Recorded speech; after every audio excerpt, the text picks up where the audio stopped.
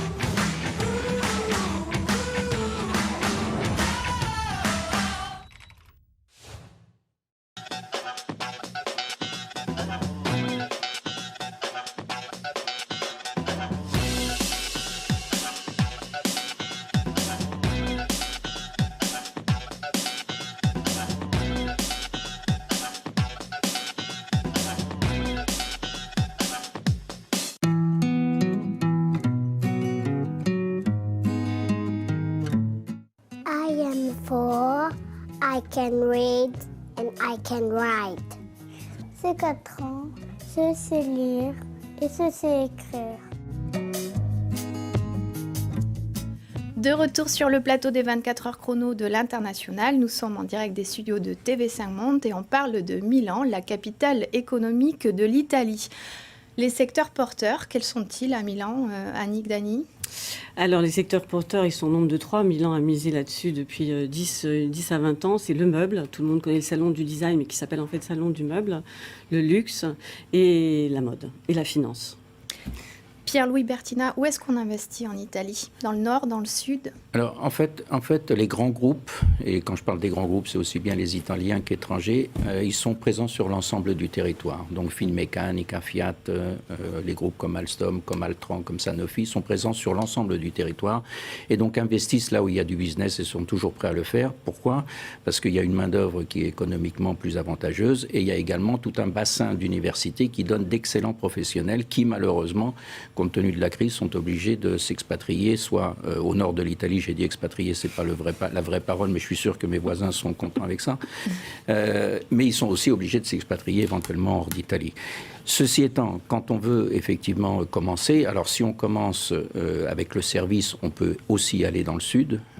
Si on commence avec un produit qui est lié avec une grande entreprise qui travaille dans le sud, on s'établira également dans le sud. Maintenant, si on est tout ouvert avec un produit nouveau et qu'on ne connaît pas bien l'Italie, il est clair qu'il est bien préférable de commencer par le nord. Est-ce que Milan vole vraiment la vedette à Rome en matière d'économie?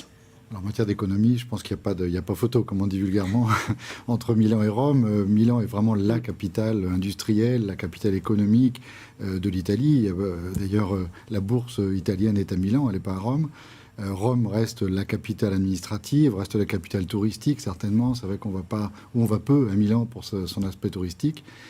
Par contre, Milan, d'ailleurs, le nom de la ville vient bien d'un croisement de chemin, et Milan est vraiment à ce croisement de chemin entre Turin et Venise, et de l'autre côté, la partie sud de l'Italie, qui va vers Bologne, Florence et après Rome. Et donc, étant à ce croisement de chemin, c'est un quartier, un pays d'affaires, une ville d'affaires, depuis toujours, et qu'il démontre encore aujourd'hui. Est-ce que l'Expo universelle en 2015 a donné un élan favorable à Milan?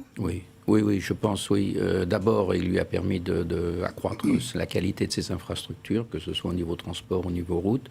Le thème de l'expo, c'est-à-dire l'agroalimentaire, a boosté aussi ses capacités. On parlait tout à l'heure des grands points de l'Italie, c'est aussi l'agroalimentaire, le bio. Et toute la diaspora italienne répartie dans le monde vend très bien toute cette activité agroalimentaire et toute la qualité de vie qui tourne autour de cela. Et puis n'oublions pas, l'expo a aussi donné le maire de Milan. Le directeur de l'Expo, c'était Giuseppe Sala. Il a été récemment décoré de la Légion d'honneur par Anne Hidalgo et notre ambassadrice à Rome, Catherine Colonna. Il est devenu le maire de Milan. Donc il y a de facto une continuité importante. Et moi, j'ajouterais que ça a boosté Milan et ça crée une dynamique qui ne s'arrête pas. Vous avez vu le changement? On a vu le changement, les infrastructures, ça c'est évident. Ça fait 8 ans et demi que je suis à Milan, 8 ans et demi qu'on est dans des travaux énormes. Et c'est une ville qui a énormément changé, pas seulement au niveau des infrastructures, avec un nouveau quartier, qui est le quartier de Porta Nuova. Et cette dynamique continue. Il y a encore des travaux, des constructions de métro. Ça ne s'est pas du tout arrêté avec l'Expo. Alors maintenant qu'on connaît les secteurs porteurs, on va s'intéresser à la création d'entreprises et on va tout de suite écouter Sandra Valente nous parler du système administratif en Italie. Alors, au niveau administratif, la première chose à faire quand on arrive en Italie, c'est se faire le code fiscal. Sans ce code fiscal, vous ne pouvez pas avoir un contrat de location, vous ne pouvez pas ouvrir un compte bancaire, vous ne pouvez pas obtenir une facture, vous ne pouvez pas vous inscrire à la protection sociale italienne. Donc, c'est un document à obtenir et que vous garderez pour toute votre vie. Vous armez de patience, l'administration, c'est l'administration, que ce soit la France ou l'Italie, donc ne pas rester sur la première impression des bureaux administratifs italiens où on attend des heures et des heures, et où il manque toujours un document pour pouvoir aller de l'avant. Laurent Schmitt, on vient d'entendre le témoignage de Sandra Valente qui nous parle du système administratif en général en Italie. Au niveau de la création d'entreprise, est-ce que c'est compliqué? Quelles sont les démarches à faire? Alors, ce n'est pas particulièrement compliqué. J'ai eu l'occasion récemment de constituer 2 sociétés en plus de la société que je dirige. Et je dois avouer, il faut surtout s'appuyer sur un bon conseiller, en l'occurrence un expert comptable qu'on appelle un commercialiste en Italie. Généralement, ces personnes-là vous ouvrent l'ensemble des portes, vous conseillent les différents notaires, vous conseillent et vous appuient sur l'ensemble des formalités administratives à exécuter. C'est un petit peu plus long qu'en France. On en parlait tout à l'heure, il faut tout faire soi-même, ça c'est sûr. Il n'y a pas d'aide particulière qui peuvent venir du gouvernement ou d'ailleurs, ou très peu. Mais néanmoins, c'est pas difficile, c'est pas du tout un marché fermé. Annick Dany, aucune aide sur rien. C'est Non, ça mais la ça réalité c'est en Italie? oui, mais que ce soit sur le sujet de la vie privée, de la vie professionnelle, non, il n'y a pas d'aide. On se prend en charge, il y a de la solidarité, mais l'État n'assiste pas les gens. Non. Au niveau fiscal, c'est complexe également. Alors au niveau fiscal, c'est particulièrement complexe. Personnellement, en 2 phases, ça fait plus de 15 ans que je suis en Italie. Et franchement, quand je lis les textes fiscaux, je ne les comprends pas. J'ai l'impression de voir du chinois. Pourtant, Donc, vous parlez italien. Oui, tout à fait. Donc je conseille et je recommande très fortement d'avoir d'un côté un commercialiste, même, j'allais dire, pour faire la déclaration d'impôt personnel, pour éviter d'avoir d'éventuels redressements. Il faut absolument s'appuyer sur un expert.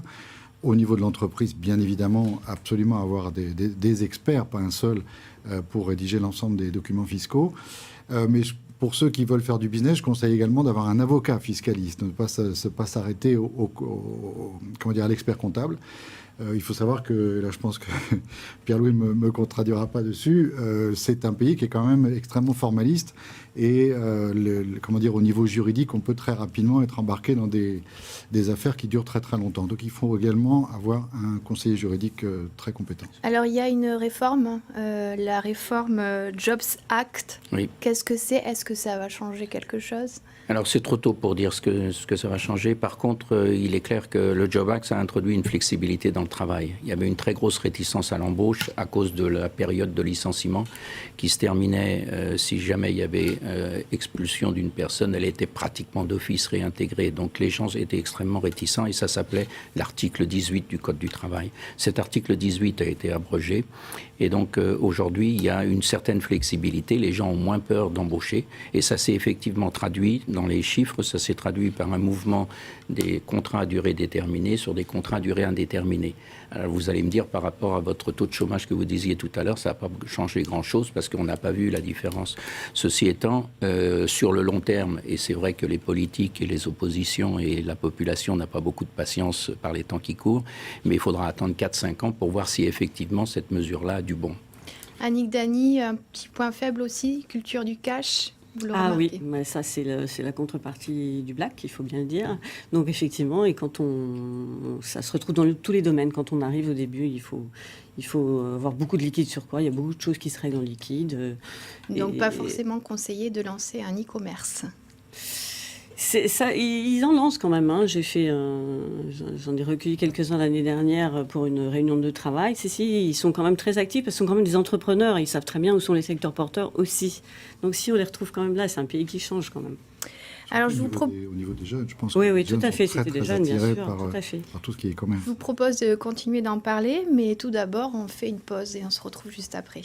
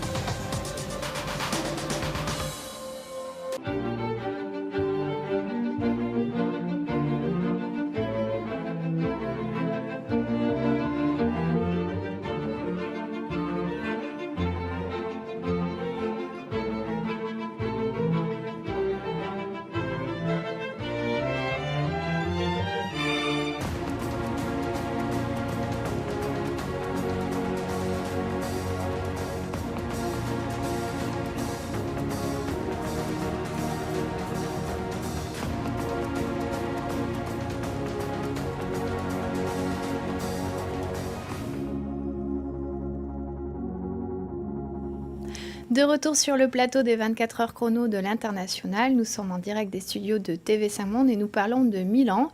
Et les internautes sont invités à nous rejoindre et à poser leurs questions sur notre site des 24 heures chrono de l'International, en cliquant sur le bouton en bas de l'écran. La Dolce Vita, c'est un vaste sujet. Caroline Cros, est-ce que vous l'avez rencontrée, cette Dolce Vita? Non, je n'ai pas trouvé la Dolce Vita en Italie, du moins à Milan. Pierre-Louis Bertina, est-ce qu'elle existe? Vous l'avez trouvée ou... Oui, elle existe, je l'ai rencontrée, oui. En fait, si vous voulez, je pense que la dernière précision était importante. Je ne l'ai pas rencontrée, du moins à Milan. Et effectivement, quand on parle de Dolce Vita en Italie, on n'est plus au moment de Fellini des années 60, de l'après-guerre, du grand rêve où tout était permis, où on pouvait... sky is the limit. On n'en est plus là aujourd'hui. Je pense que ce grand rêve des années 60 s'est transformé en des rêves individuels où chacun peut effectivement organiser sa vie et vivre cette Dolce Vita. Moi, pourquoi je vous dis que je l'ai rencontré? Parce que je l'ai rencontré dans les yeux des Italiens. Un jour, j'étais à un restaurant, un chef étoilé était en train de préparer des spaghettis. D'un côté, la sauce, vous savez bien, la tomate, le basilic, l'ail, donc il faisait revenir tout ça. De l'autre côté, sa pasta asciutta. Et tout le monde s'est mis autour, les hommes se sont mis autour, ont appelé leur femme pour dire viens prendre des notes parce que ce monsieur est en train de nous expliquer comment la femme, elle avait fait des milliers de fois les spaghettis, mais pourtant, il fallait écouter la leçon. Et la leçon, elle disait qu'il ne fallait pas couper les petites tomates avec le couteau parce que ça allait abîmer les petites tomates et ça allait abîmer la saveur. Donc je pense que quand on voit ça... C'est ça la Dolce Vita. Est-ce que vous l'avez cherché? C'est-à-dire la qualité de vie derrière le cappuccino, derrière le spaghetti, derrière la relation entre personnes, derrière l'envie de prendre un café avec des amis, l'accueil des gens. Mais je pense que la Dolce Vita, on peut la trouver à Rome. Alors, c'est vrai Beaucoup plus à Rome qu'à Milan.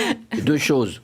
Plus vous allez au sud, plus vous allez la rencontrer. Exactement. Plus vous sortez du centre-ville, plus vous allez la rencontrer. Et plus, et ça c'est un pari que je fais avec vous, plus vous allez vieillir, plus vous allez la rencontrer. Donc soyez patiente, ça viendra. Vous verrez que vous aurez envie de vous émouvoir devant la Dolce Vita italien, devant les Italiens. Et comme dit madame, l'accueil est vraiment quelque chose de fondamental. Au niveau des différences culturelles, quand on fait du business avec les Italiens, comment on se comporte? C'est un vaste sujet. Je pense qu'on aura tous beaucoup de choses à raconter dessus. Peut-être on peut passer quelques messages, quelques conseils. Ils sont plus dans la solution. Pas trop. Je dirais qu'on est plus dans la discussion. Okay. Beaucoup plus dans la discussion. Mais pas trop dans la démonstration. Non, pas tout à fait. Ça. Et puis, la mise en route peut être très rapide, mais la discussion va être très longue. Et puis, je dirais, après, une fois que la mise en route est partie, le conseil que je donnerais, c'est de le contrôler très souvent. Mais sinon, l'avantage d'être avec des Italiens, c'est qu'on trouve des solutions à des problèmes qu'on trouverait insurmontables en temps normal. Il y a une créativité qui est absolument exceptionnelle avec eux. Et ils sont très attentifs à la forme. Donc finalement, ça facilite la négociation. C'est-à-dire qu'on reste toujours très courtois, on reste toujours très poli, aimable. Au-delà de la politesse, c'est une vraie empathie pour l'autre, même si on n'est pas d'accord avec lui. Absolument. Et c'est quand même... ça facilite une négociation professionnelle. Un Français sera vraiment très cartésien, ça sera son approche, ça sera le processus, ça sera l'approche scientifique. Un Italien est beaucoup plus artiste. Il est beaucoup plus Michelangelo, donc il saura ce qu'il veut dessiner, mais il ne sait pas comment il va le faire chemin faisant. Et dans le contexte actuel, c'est quand même très important d'avoir cette capacité d'évoluer en fonction du contexte présent par rapport à un objectif que vous êtes fixé. Mais je pense qu'il ne faut pas arrêter aussi d'opposer les Français et les Italiens, parce qu'en fait, les deux sont totalement complémentaires. Absolument. Et si vous mettez un Français rigoureux, pragmatique, programmatique, avec un Italien créatif, capable de toujours retomber sur ses pieds quoi qu'il arrive, vous mettez tout ça dans un même bocal, c'est-à-dire un studio, vous agitez tout ça très bien, et vous avez là une équipe win. Ça fait un bon cocktail. Un cocktail formidable qui est gagnant. Et c'est ce qu'on retrouve avec le dernier grosse fusion qu'on a entendu ces jours-ci, Luxottica et Essilor. Vous avez trouvé quelque chose qui s'est fait à 50-50, extrêmement équilibré. Vous trouvez des gens qui ont parler d'égal à égal, ça c'est très important, parce que le français, un peu trop arrogant, arrive en ayant réglé tous les problèmes, alors que là, ils ont parlé d'égal à égal, et c'est pas une faute d'orthographe, ils ont laissé leur ego de côté. Et donc, c'est comme ça que ça s'est fait. Dans d'autres cas, ça foire parce que chacun arrive en voulant agresser l'autre, et l'Italien ne supporte pas, bien sûr, cette situation. Merci beaucoup, Pierre-Louis. Peut-être un autre conseil, c'est justement renforcer que le Français doit avoir un petit peu plus d'humilité quand il arrive en Italie. ne pas avoir ce comportement un petit peu dominant, on va dire, mais savoir s'adapter et justement profiter de cette créativité tout en gardant son aspect cartésien, et ça va faire un cocktail absolument merveilleux. On va continuer d'en parler. Je vous remercie beaucoup, Pierre-Louis Bertina, d'être venu partager votre expérience. Je vous souhaite un bon retour à Rome. Oui. On va écouter Monica Larivière nous faire une petite présentation de Milan. Il n'y a même pas 100 ans, Milan était une ville comme Amsterdam, une ville d'eau distribuée en canaux concentriques appelés navigli. Il n'en reste plus que 3 et j'habite sur l'un d'eux, le Naviglio Grande.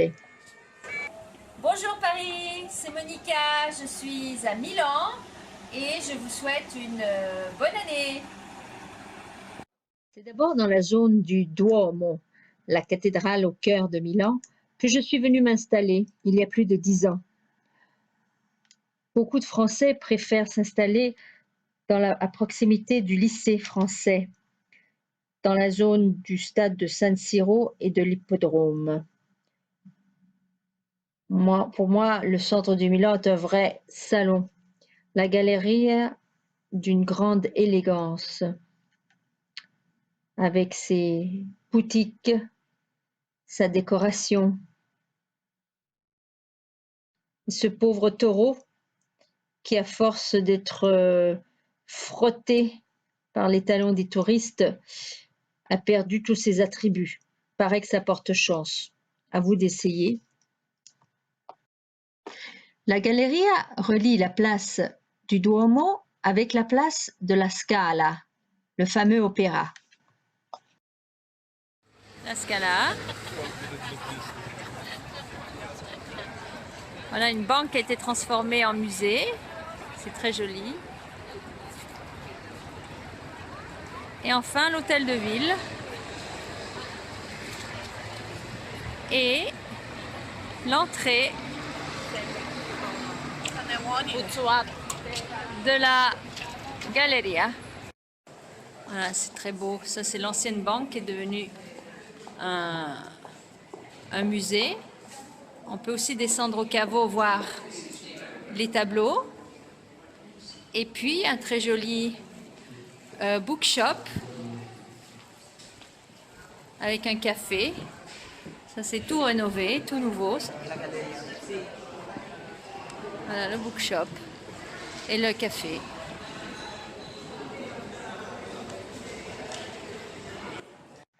De Piazza Duomo, on peut aussi emprunter la piétonnière qui mène au château, le Castello de Sforza, et aller au quartier de Brera. Si on est dans le quartier de Brera, près de l'Académie des Beaux-Arts. La voilà, c'est aussi un très beau musée. Expo 2015 a été un moteur de développement pour Milan, autant sur le plan économique que culturel. Voilà une banque d'ailleurs. Nous avons eu aussi droit à de nouveaux musées, de nouvelles places de concert. Donc nous en avons bien profité. Merci beaucoup Monica Larivière pour ce reportage sur Milan qui était très beau. J'ai le plaisir d'avoir à mes côtés Pia Garnier. Bonjour, vous êtes française qui a vécu à Milan et vous êtes également journaliste. Avec moi aussi Xavier Bockel qui nous a rejoint via Skype. Est-ce que vous nous entendez ? Je vous entends très bien. Bonjour, donc Xavier Bockel, vous êtes proviseur au lycée Stendhal à Milan. Tout à fait.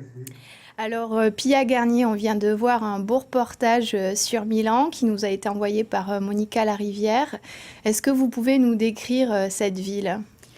Milan, généralement, les gens pensent que c'est une ville qui n'est pas aussi jolie que certaines villes italiennes.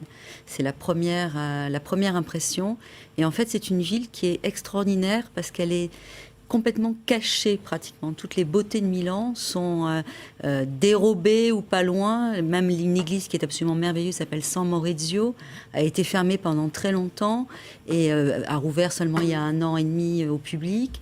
Et en fait, il ne faut pas hésiter à se promener le matin quand tous les concierges du centre-ville ouvrent leurs grandes portes et se faufiler et regarder tous les palais qu'il y a à Milan. Oui, alors c'est aussi lié au fait que les Milanais ne sont pas des gens très ostentatoires, donc les belles façades sont en général à l'intérieur et beaucoup moins sur la rue. Donc c'est vrai que c'est vraiment intéressant de rentrer dans toutes les Cortilli pour profiter. C'est une ville à taille qui se humaine. mérite. Et qui se mérite. Oui, c'est une ville qui demande un effort. C'est ce qu'on dit. On dit que Milan est une ville qui se mérite. Elle demande un investissement, un effort. Et encore, elle a été extraordinairement nettoyée. Ça a été pendant très longtemps une ville noire. Et maintenant, ils ont vraiment nettoyé. C'est tout. La ville brille d'une certaine façon. Laurent Schmitt, vous habitez où à Milan?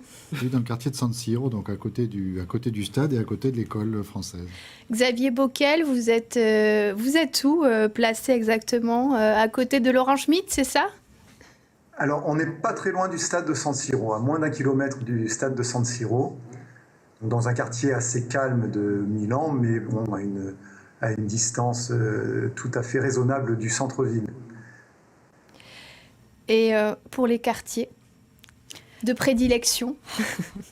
Alors, ce qui est très amusant, c'est qu'au fur et à mesure d'une vie de plusieurs années à Milan, les envies varient. Au début, on a envie absolument de Brera. Et puis après, on se rend compte que c'est un quartier qui est très, très agréable, mais qui est quand même extraordinairement touristique. Moi, je dirais la zone du Duomo, le quartier historique, qui est vraiment le centre le plus beau, à mon avis, de Milan. Moi, j'ajouterais les Navigli, si je peux, du côté des canaux, parce que tout le quartier c'est là que vous revu. habitez? Pas du tout. Ah non, d'accord. Non, moi, je suis... mes enfants sont au lycée français, mais je suis quand même en dessous. Moi, je suis un peu avant Brera, entre le lycée français et Brera. C'est très jeune, les bars, le Navigli, oui. Le soir. Il y a beaucoup de... Ça fait beaucoup de bruit, donc... C'est très vivant. Et sinon, il y a le nouveau quartier de Porta Nuova, où tout a été rénové, qui est un quartier à la fois d'affaires, un quartier de commerçants, un quartier d'habitation. Et le coût du logement Alors, c'est moins cher que Paris, heureusement, mais ça reste cher. D'autant plus que pour un certain nombre de pièces, on est obligé d'avoir beaucoup de mètres carrés. Caroline Cros, sur le coût de la vie à Milan, comparé à Paris, par Moi, exemple. je viens de Lyon et je trouve que c'est assez similaire. C'est comparable à la vie lyonnaise. En termes de loyer, de... 15% moins cher qu'à Paris, du coup, à peu près. À peu près, oui. À peu près. Il y a une très grande différence, c'est le coût de la nourriture. Il est même dans le nord de l'Italie, si vous allez au marché, il est tout à fait possible d'acheter des fruits et des légumes absolument merveilleux pour, disons, un tiers du prix des fruits et légumes à Paris. C'est pareil pour la viande et dans les restaurants, ils ne font pas souvent la culbute sur les alcools. Donc ça veut dire que vous pouvez aller manger avec vos amis et vous payez votre repas plus le vin du patron, et quand même les additions sont moins salées. Et du coup les Italiens mangent énormément au restaurant. Les restaurants fonctionnent très bien. Oui, ils vont en famille, ils vont entre amis. Ça facilite la vie sociale d'une certaine façon. On n'a pas encore balayé les clichés, donc je vous invite à regarder cette vidéo qui nous a été envoyée par Mélanie Sébert sur les clichés en Italie. Un cliché sur l'Italie que j'ai trouvé très faux ici à Milan, c'est le côté carte postale, il fait beau, tout le monde est bronzé, ça sent la pizza partout, on est tout le temps dehors. Donc ça, c'est pas vrai du tout. Milan, c'est une ville qui est en fait très près de la Suisse finalement, donc il fait froid. La plupart du temps, il fait pas beau. Aujourd'hui, on a de la chance qu'il fasse un très beau soleil. Mais voilà, il fait toujours autour de 10 degrés. C'est très très brumeux. Il y a beaucoup de matins où on ne voit pas à 10 mètres. Donc ça, c'est un cliché qui est pas vrai du tout. L'Italie, c'est pas comme sur les cartes postales. Caroline Cros, l'Italie, c'est pas comme sur les cartes postales. Est-ce que Milan est vraiment l'anti-stéréotype de l'Italie? Alors non, je suis pas du tout d'accord. Oui, effectivement, c'est vrai que Milan est une ville assez brumeuse, qui peut paraître assez grise au premier abord, mais qui a un côté très féerique. Très féerique, très gracieux. Et comme disait madame, les beautés, il faut aller les chercher. Donc vous n'êtes pas d'accord avec ce témoignage? Pas du tout. Pas du tout. Vraiment. Pas du tout. La brume, c'était beaucoup lié aussi à l'activité industrielle de Milan, l'activité automobile, et puis les feux de cheminée qui sont interdits maintenant et qu'on n'a plus le droit de faire de feu en ville. Et le centre de Milan, c'est très rare qu'il soit embrumé. très bien. Et le climat est plutôt agréable. Pia Garnier, les sorties culturelles à Milan. Eh ben, elles sont nombreuses. La semaine du design, par exemple. La semaine du design, c'est une semaine absolument extraordinaire. Milan se dilate et devient littéralement une capitale européenne. Ça déferle du monde entier. Il y a évidemment le salon officiel qui est au parc des expositions, qui est réservé aux professionnels ou aux gens qui veulent payer leur entrée. Et il y a surtout ce qu'on appelle le off, qui fait que tous les quartiers de Milan sont investis, avec des caractéristiques plus ou moins importantes. C'est-à-dire qu'il y a un quartier qui s'appelle notamment l'Ambraté, qui est surtout réservé aux écoles d'art internationales qui viennent ouvrir qui louent en fait un espace et qui montrent ce que font leurs élèves. Chaque quartier a un peu ses spécificités. Les artisans dans les cortilets ouvrent, les portes des cortilets s'ouvrent. Certains palais qu'on ne peut jamais voir sont loués pour des groupements de designers, par exemple Nendo, des choses comme ça, louent des happenings, et c'est extraordinaire. Ah oui. Xavier Bockel, vous voulez interagir sur les clichés? Ça fait débat. J'écoute tout ce qui se dit avec beaucoup d'intérêt parce que je découvre la ville. J'ai pris mes fonctions au 1er septembre. Et c'est vrai que lorsqu'on arrive à Milan, tous les clichés sur l'Italie s'écroulent. On est plus proche, me semble-t-il, d'une première expérience de Zurich que véritablement de Naples. Et par contre, j'adhère tout à fait à cette remarque sur le fait que la ville se découvre, la ville se mérite. Et c'est véritablement un plaisir de pouvoir arpenter les rues de Milan, de tomber sur des façades sur lesquelles on ne s'attendait pas du tout, et de s'immiscer justement dans cette vie intérieure des palais milanais où on découvre véritablement des splendeurs. Donc c'est peut-être moins ostensible, mais on est dans une atmosphère différente que un certain cinéma italien a pu véhiculer pendant certaines années. Mais c'est une ville vraiment très organisée, très agréable, loin de la cacophonie que l'on peut parfois se représenter sur l'Italie. Alors, je vous propose de continuer cette émission en parlant de la protection sociale en Italie, un sujet qui concerne aussi les Français qui vont s'installer sur place. Bonjour Paris. Alors, l'assurance maladie est un système complètement différent du système de la France. Lorsque vous arrivez en Italie, vous devez vous inscrire auprès de votre agence sanitaire locale qui vous délivrera une carte sanitaire locale, grosso modo une carte vitale, qui vous permettra dans un second temps de choisir votre médecin de base, votre médecin de proximité. Les visites chez ce médecin de base sont gratuites. En ce qui concerne les visites spécialistes, vous avez la possibilité toujours de passer par le service public qui vous fera payer un ticket qui va de 20 environ à 50 voire 70 € selon les visites. Si vous désirez réduire les attentes et passer par le système privé, le montant peut aller jusqu'à 150, facilement 200, voire plus, et qui est complètement à votre charge. D'où l'importance pour les Français d'avoir une assurance, une mutuelle. Merci Sandra Valenté de nous avoir envoyé ces vidéos. Annick Dany, vous avez eu affaire au système de santé, votre fils a été malade. Comment ça s'est passé? Oui, la question s'est posée pour nous de savoir si on rentrait en France ou pas. Et finalement, on est resté, même sur les conseils des grands hôpitaux français, on est resté en Italie. D'abord parce que Milan, c'est la Lombardie. Le système régional italien, le système de santé italien est un système régional. Donc vraiment, ça varie beaucoup d'une région à l'autre. Et le système sanitaire lombard est un des plus performants d'Europe. Donc on a fait le choix conseillé de rester à Milan où on a eu des soins de grande qualité et aussi on revient sur cette empathie et cette écoute et cette attention qu'ils ont pour les gens qui est très important quand on est malade et qu'on a vraiment rencontré. Pia Garnier, vous avez eu affaire au système de santé? Oui, mais plusieurs fois, moi je suis tout à fait d'accord sur la qualité. Il ne faut pas oublier que la Lombardie est une des régions les plus riches d'Europe. Donc évidemment, elle a un système de santé avec une bonne mutuelle qui fonctionne vraiment très très bien. Dans d'autres points d'Italie, ça peut être plus compliqué, mais en tous les cas, pour la Lombardie, c'est vraiment absolument impeccable.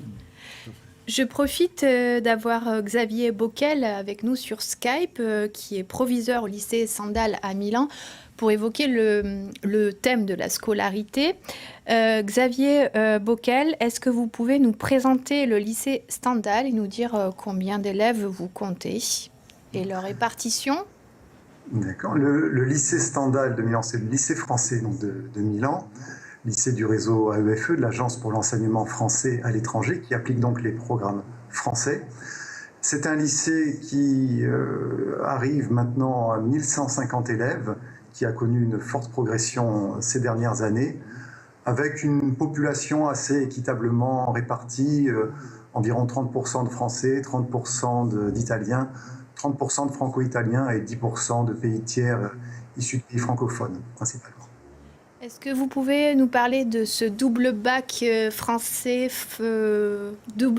français et italien, pardonnez-moi. Alors c'est en effet un lycée qui comporte une filière ESA-Bac, où à partir de la classe de seconde, les élèves qui le souhaitent, pour autant qu'ils aient un niveau déjà un petit peu solide en italien, peuvent passer l'année de terminale, un double diplôme qui leur donnera le bac français et les examens des statés italiens, qui leur permettra donc une orientation facilitée vers les deux systèmes d'enseignement supérieur. Quel est le coût de cette scolarité ? Le coût, il faut compter entre 500 et 700 euros par mois. Vous avez aussi une web radio, je crois, pour les élèves qui veulent faire du reportage. Oui, tout à fait, une web radio. Alors pour les plus grands, où on peut s'initier au reportage, notamment elle a été sollicitée lors de l'exposition universelle de Milan, lors de grands événements comme le Salon de l'étudiant à Paris. Mais elle permet aussi aux plus petits de travailler l'expression orale dans des conditions un petit peu différentes, de jouer aux petits reporters et j'espère, pourquoi pas plus tard, de former de brillants journalistes. Mais c'est une façon pour eux surtout de travailler de manière un petit peu plus originale, de travailler sur le questionnement, de travailler sur l'écoute, de travailler sur l'interaction. Et là, c'est un outil tout à fait intéressant et qui convient finalement à tous les âges. Merci Xavier Bockel. Je rappelle que vous êtes proviseur du lycée Stendhal à Milan. Pia Garnier, un mot sur la scolarité à Milan. Vous aviez des enfants scolarisés ? J'ai eu 2 enfants scolarisés à Milan, mais le problème pour les ABAC, c'est quand pour les expatriés professionnels, généralement, ce sont des contrats de 3 ans. Ça veut dire que souvent, les enfants ne peuvent pas, on n'est jamais dans les fenêtres qui permettent de passer ces fameux baccalauréats, double langue dans les pays dans lesquels on est. Ça, c'est la première remarque. La deuxième remarque, c'est que Milan n'est pas le lycée d'État, c'est Rome, qui est en fait, d'une certaine façon, la maison mère de l'Italie. Et parfois, c'est un peu compliqué pour les dossiers de classe préparatoire, notamment dans les sections scientifiques après. Parce que le lycée Stendhal n'a peut-être pas encore la réputation qu'il mérite. Mais le lycée Stendhal est en train de le devenir, puisque Milan est en train de... On l'espère tous, puisque tous nos enfants sont des anciens du lycée Stendhal. Donc plus le lycée Stendhal va progresser, et plus nos enfants auront eu du plaisir à y passer. Xavier Bockel, vous voulez réagir ? Oui, s'il vous plaît. Alors c'est vrai que le lycée Stendhal de Milan est un des 4 lycées français de l'Italie, avec le lycée Chateaubriand de Rome, le lycée Victor Hugo de Florence et le lycée Jean Giono de Turin. Pardon madame, mais il n'y a pas véritablement de différence entre le traitement des élèves de Rome et de Milan. C'est la qualité des dossiers qui est surtout regardée. Et à ce niveau-là, les lycées français d'Italie, comme la plupart des lycées français, un très grand nombre des lycées de l'AEFE, offrent de très bons résultats au baccalauréat notamment et forment des élèves de très bon niveau. On va conclure cette émission, mais avant tout, je voulais savoir, Caroline Cros, pourquoi vous êtes allée à Milan ? Milan est idéalement situé. Il y a tout un tas de choses extraordinaires à faire à moins de 2 heures de Milan. Les lacs, le lac Majeur, le lac de Côme, Vérone, Venise, Bergame. Il y a tout un tas de choses à visiter. Et il faut savoir que l'aéroport de Bergame dessert une multitude de destinations. Et les Italiens, Annick Nani? C'est ça qui vous a attiré aussi? Oui, voilà, je les adore. D'ailleurs, nous sommes arrivés expatriés. Mon conjoint est rentré, mais je suis restée en créant ma société en France. Parce que, comme on l'a dit, c'est quand même... Mais votre conjoint n'est pas italien? Non, voilà, mais on a choisi de rester et pour toute la famille, et notamment pour une de mes filles qui est encore au lycée français, de rester vivre à Milan parce que la qualité de la vie est bien meilleure. Et son point fort, c'est aussi son point géographique. Voilà, le week-end, on est en vacances. Laurent Schmitt, un dernier mot sur Milan aussi. De même, j'ai fait des choix également, même professionnels, pour rester à Milan. Et je suis revenu à Milan là, avec cette société que j'ai rachetée il y a 2 ans. En quittant un avenir à Paris que je trouvais plutôt brumeux par rapport à ce qu'on a dit sur Milan tout à l'heure. Qu'on a dit sur... Oui, c'est tout à fait. Je pense que vraiment Milan est très très agréable. Les Italiens sont absolument charmants, sont des gens extrêmement éduqués, extrêmement respectueux de l'autre. On l'a dit tout à l'heure. Un peuple attachant. Voilà, c'est le mot de la fin. Tout à fait. Merci beaucoup d'être venu sur le plateau pour partager votre expérience sur Milan et l'Italie plus généralement. N'oubliez pas de regarder les bonus. C'est la fin de cette émission, mais les 24 heures chrono continuent. Nous partons à Ottawa, au Canada.